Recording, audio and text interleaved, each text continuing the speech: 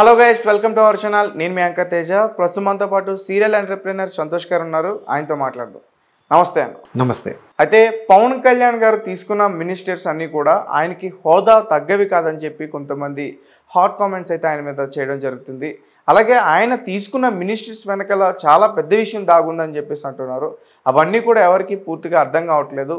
ఒక రకంగా చెప్పాలంటే చాలామంది కన్ఫ్యూజన్లో ఉన్నారు. ఎందుకంటే ఒక రకంగా ఆయన సినిమా నటుడు, సినిమాలపైన చాలా అవగాహన ఉంది. సినిమా ఆటోగ్రఫీ తీసుకోకుండా మిగతా వేరే శాఖలన్నీ కూడా తీసుకున్నాడని చెప్పేసి చెప్తున్నారు. తీసుకోవడం వెనకాల ఏమైనా రహస్యం ఉందా ఏంటి? సో దాని గురించి మీ మాటలు. సో ఇక్కడ జనసేన అభిమానులు, పర్టికులర్గా పవన్ కళ్యాణ్ గారి అభిమానులు ఆయనకు ఒక పవర్ షేరింగ్ కావాలి అని అనుకోవడంలో, ఆశించడంలో తప్పులేదు. కాకపోతే ఏంటంటే పొత్తుల్లో భాగంగా ఆ కంపోజిషన్స్ అన్నీ కూడా ఏంటి అని అంటే అక్కడ ఆ కంపోజిషన్ ఎప్పుడు ఎలా ఉంటుందంటే అందులో పెద్ద పార్టీ కాంట్రిబ్యూషన్ ఏంటి, అదేవిధంగా జనసేన పార్టీ కాంట్రిబ్యూషన్ ఏంటి, బీజేపీ పార్టీ కాంట్రిబ్యూషన్స్ ఏంటి, ఆ విధంగానే అక్కడ కంపోజిషన్స్ చేస్తారు.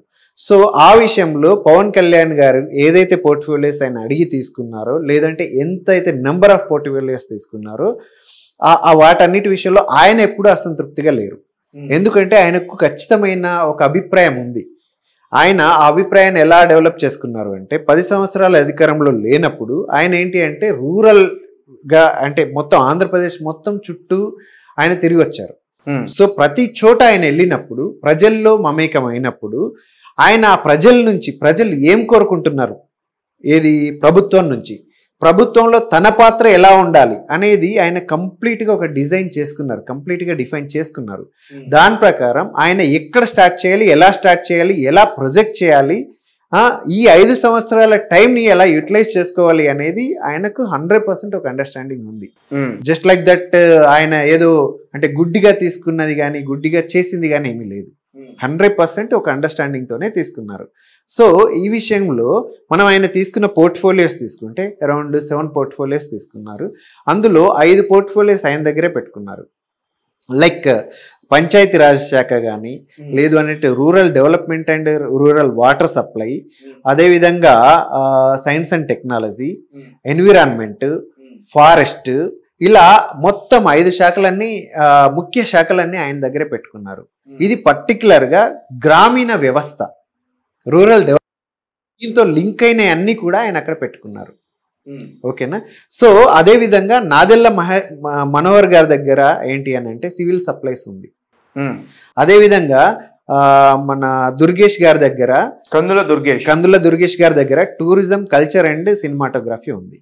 సో ఇవన్నీ కూడా ఆయన ఒక ఉద్దేశపూర్వకంగానే, ఆయన నీడ్ ఏముంది, ఎలా అంటే ఆయన అంటే ఫర్దర్ ఆయన ఏదైతే ప్రజలకు ఆయన ఏదైతే కమిట్మెంట్స్ ఇచ్చారో ప్రచారంలో భాగంగా, లేదు అంటే ఆయన ప్రజల్లోకి వెళ్ళినప్పుడు, ఆయన ప్రజల్ని కలిసినప్పుడు ఆయన ఏమేమైతే కమిట్మెంట్స్ ఇచ్చారో ఆ కమిట్మెంట్స్ని ఫుల్ఫిల్ చేసుకోవడానికి అవసరమైన శాఖల్ని ఆయన అడిగి తీసుకున్నారనేది నా ఉద్దేశం.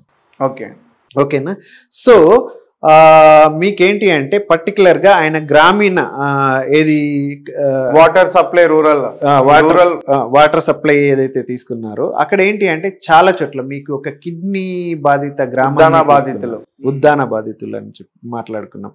అక్కడ ఏంటి అంటే అది కేవలం అక్కడ వాటర్ సప్లై కారణంగానే అక్కడ వాళ్ళకున్న ఇబ్బంది ఏర్పడింది అనేది ఆయన అబ్జర్వ్ చేశారు. అప్పుడు అక్కడున్న ప్రభుత్వాన్ని కూడా నిలదీశారు. ఇక్కడ మీరు ఏది సురక్షిత మంచినీటి పథకాన్ని అమలు చేయాలి అని చెప్పేసి, అది అప్పుడున్న ప్రభుత్వం చేతగాని తనం వల్ల అది చేయలేకపోయారు అని చెప్పేసి ఆయన అనుకున్నారు. ఒక్క ఉద్యానం అనే కాదు, చాలా చోట్ల మంచినీటి సరఫరా అనేది పూర్తి స్థాయిలో జరగట్లేదు రూరల్లో. సో ఆ వాటర్ సప్లై వ్యవస్థని నేను ఖచ్చితమైన గాడిలో పెడతాను. సో ఆ శాఖ నా దగ్గర ఉంటే దాన్ని కంప్లీట్ రివ్యూ చేసి, ఒక పద్ధతి ప్రకారం రివ్యూ చేసి, అక్కడున్న నిధుల్ని పూర్తిగా అక్కడ వినియోగించి దానికి కావాల్సిన అంటే ఎక్కడెక్కడైతే నీడ్ ఉందో 100% నీడిని ఫుల్ఫిల్ చేయగలుగుతాననే నమ్మకంతో, ఆ ఉద్దేశంతో, ఒక టార్గెట్తో దాన్ని పికప్ చేశారు. అదేవిధంగా గ్రామీణ వ్యవస్థల్లో చాలామంది ఏంటి మంచినీటి వ్యవస్థ ఒకటే కాదు, ఈవెన్ ట్రాన్స్పోర్ట్, పవర్, ఇలాంటివి చాలా అందక ఇబ్బంది పడతా ఉన్నారు. సో అదేవిధంగా రోడ్లు, ఇవన్నిటినీ నేను అంటే ఒక్కొక్క వ్యవస్థని అర్థం చేసుకొని దానికి కావాల్సిన అన్ని నిధులు అరేంజ్ చేసి వాటిని పూర్తి స్థాయిలో అమలు పరచాలనే ఒక ఉద్దేశంతో ఆ పర్టికులర్ ఏవైతే ఆయన తీసుకున్న పోర్ట్ఫోలియోస్ ఏవైతే ఉన్నాయో ఆయన అడిగి మరీ తీసుకున్నారు. అడిగి తీసుకుని అదేవిధంగా ఇక్కడ చూస్తే ఈవెన్ ఫారెస్ట్ కూడా, ఫారెస్ట్ ఏంటి అని అంటే మనకు ఏది ఎన్విరాన్మెంటల్ బ్యాలెన్సింగ్ అంతా కూడా ఏంటి అంటే ఫారెస్ట్ని మనం సంరక్షించడం ద్వారా మనము ఈ ఎన్విరాన్మెంటల్ బ్యాలెన్స్ చేయగలుగుతాం. మనకి ఇప్పుడు వాటర్ దొరకట్లేదు, ఎండాకాలం వచ్చింది అంటే పరిగెత్తాల్సి వస్తుంది. అది దేనివల్ల మనం అటవీ సంపదని ఎక్కడికక్కడ నిర్మూలించడం వల్ల ఇది జరుగుతూ ఉంది. అటవీ సంపదని కాపాడుకోవాల్సిన బాధ్యత మనకు ఉంది. సో ఆ ఫారెస్ట్ మినిస్ట్రీ కూడా నా అండర్లో ఉంటే అసలు ఫారెస్ట్లలో ఏం జరుగుతూ ఉంది, అక్కడ ఏమేం చేయాలి, ఏం చేస్తే మనం ఈ అడవుల్ని మనం సంరక్షించుకోగలుగుతాం అనే ఉద్దేశంతో ఆయన ఫారెస్ట్ని కూడా తీసుకున్నారు.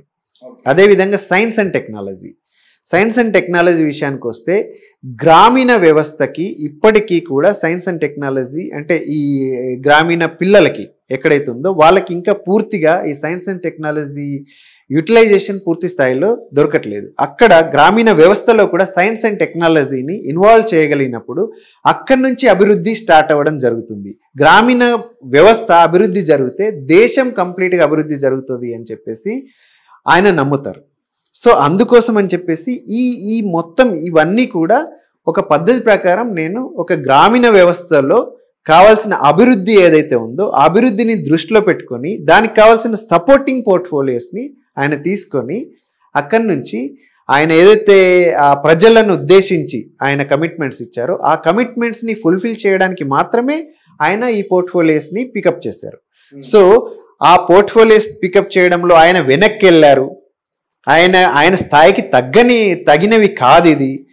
దాని కారణంగా జనసేన వాళ్ళని వాళ్ళు తక్కువ చేసుకున్నారు అని ఏదైతే ప్రజలు భావిస్తున్నారో అది కరెక్ట్ కాదు. ఆయన దేనికి తలొగ్గలేదు. ఖచ్చితంగా ఏంటి అంటే ఒక ఉద్దేశపూర్వకంగా ఆయన ప్రజలకు ఆయన కమిట్మెంట్ ప్రకారం ఏదైతే చేయాలనుకున్నారో దానికి కావాల్సింది దానికి ఎలా అయితే ఫుల్ఫిల్ చేయగలుగుతారో దానికి కావాల్సిన పోర్ట్ఫోలియోస్ అన్ని ఆయన అడిగి తీసుకున్నారు. దాని ప్రకారం ఆయన 100% ఏంటి అంటే ఆయన కమిట్మెంట్స్ని ఫుల్ఫిల్ చేస్తారనేది నా నమ్మకం. ఓకే, అయితే ఆయన సినిమాల్లో నటిస్తారు కాబట్టి యాక్చువల్గా సినిమాటోగ్రఫీ మినిస్ట్రీ ఆయన తీసుకుంటుండొచ్చు, కానీ ఆయన తీసుకోలేదు. సో ఆయన తీసుకోలేదు అని అంటే జనసేన దగ్గరే ఉంది. ఆయన తీసుకున్నారా తీసుకోలేదు అనేది పక్కన పెడితే రీసెంట్గా గవర్నమెంట్ ఫామ్ అవ్వగానే ఇక్కడ నుంచి నిర్మాతలు అందరూ కూడా గవర్నమెంట్కి రిప్రజెంట్ చేయడానికి కంగ్రాచులేట్ చేయడానికి వెళ్ళారు. వాళ్ళు వెళ్ళి కలిసింది సీఎం గారినో లేదు అంటే సినిమాటోగ్రఫీ మినిస్టర్నో కాదు, పవన్ కళ్యాణ్ గారినే కలిశారు. సో ఏంటి అంటే జనసేన దగ్గరనే ఈ పోర్ట్ఫోలియో ఉంది కాబట్టి సో ఆయన దగ్గర ఉన్నట్టే లెక్క. సో డెఫినెట్లీ ఏంటంటే అది నేను సినిమాల్లో చేస్తాను, నా దగ్గర సినిమాటోగ్రఫీ ఉండాలి అలా లింక్ చేస్తుంటారు. మోస్ట్ ఆఫ్ ది టైం ఏంటంటే ఇంతకుముందు ప్రభుత్వాల్లో కూడా సినిమాతో లింక్ ఉన్న నాయకులు ఒకవేళ మినిస్ట్రీలో ఉంటే వాళ్ళకే ఈ మినిస్ట్రీని ఇచ్చిన సాంప్రదాయం ఉంది. కానీ ఇక్కడ ఏంటి అంటే ఆయన పర్టికులర్గా పర్సనల్గా పవన్ కళ్యాణ్ గారు గ్రామీణ వ్యవస్థని బలోపేతం చేయాలి అనేది, గ్రామీణ వ్యవస్థలో అభివృద్ధిని చూపించాలి, అక్కడి నుంచి మనకు అంటే ఎంటైర్ ఇండియా గ్రామీణ వ్యవస్థ నుంచి పుట్టింది కాబట్టి అక్కడ అభివృద్ధి కావాలి అని చెప్పేసి ఆయన ఉద్దేశపూర్వకంగా ఈ రూరల్ డెవలప్మెంట్ కానీ పంచాయతీరాజ్ శాఖ కానీ ఇవన్నీ ఆయన పర్టికులర్గా ఆయన కావాలని ఆయన దగ్గర పెట్టుకున్నారు. ఆయన ఎన్నికల సమయంలో ఏదైతే ప్రాంతాలకు తిరిగారో ఆ సమస్యలను దృష్టిలో పెట్టుకునే ఆయన ఆ మినిస్ట్రీస్ తీసుకున్నారనుకోవచ్చా? 100% నేను అదే చెప్తున్నాను కదా.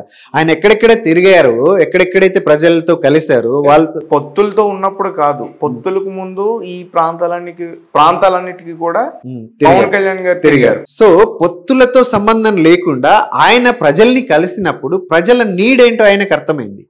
ఒకవేళ ఆయన ఇప్పుడు పొత్తులో భాగంగా ఆయన ప్రభుత్వంలో ఉన్నారు, ఆయన ప్రభుత్వంలో లేకుండా ప్రతిపక్షంలో ఉన్నా కూడా ప్రజల నుంచి ఏమైతే ఆయనకు రిక్వెస్ట్లు వచ్చినాయో దానికోసం 100% పోరాడేవాడు ఆయన. సో ఇప్పుడు పొత్తుల్లో భాగంగా ఆయన ప్రభుత్వంలో ఉన్నాడు కాబట్టి అక్కడ ఆయనకు అవసరం ఉన్న పోర్ట్ఫోలియోలను తీసుకొని ఆయన ఏదైతే ప్రజల కమిట్మెంట్, అదర్వైజ్ ప్రజల కోసం ఆయన కమిట్మెంట్ ఏదైతే ఉందో అది ఫుల్ఫిల్ చేయడానికి కావాల్సిన పోర్ట్ఫోలియోస్ని కావాలనే తీసుకున్నారు. అది అంటే కేవలం ఏంటి అంటే తెలుగుదేశం పార్టీ ఆయనకు అంటే సమంజసమైన ఈ పోర్ట్ఫోలియోస్ ఇవ్వలేదు అని ఏదైతే జనసేన అభిమానులు కానీ లేదంటే ఆయన అభిమానులు కానీ భావిస్తున్నారో అలా భావించాల్సిన అవసరం లేదు. 100% ఆయన బ్యాలెన్స్డ్గానే వెళ్తున్నారు. అన్న ఆ శాఖలన్నీ కూడా ఆంధ్రప్రదేశ్లో రోడ్లు కానీ ఇవన్నీ కూడా డెవలప్మెంట్ ఎక్కువగా చూపిస్తాయని నేను అనుకుంటున్నాను.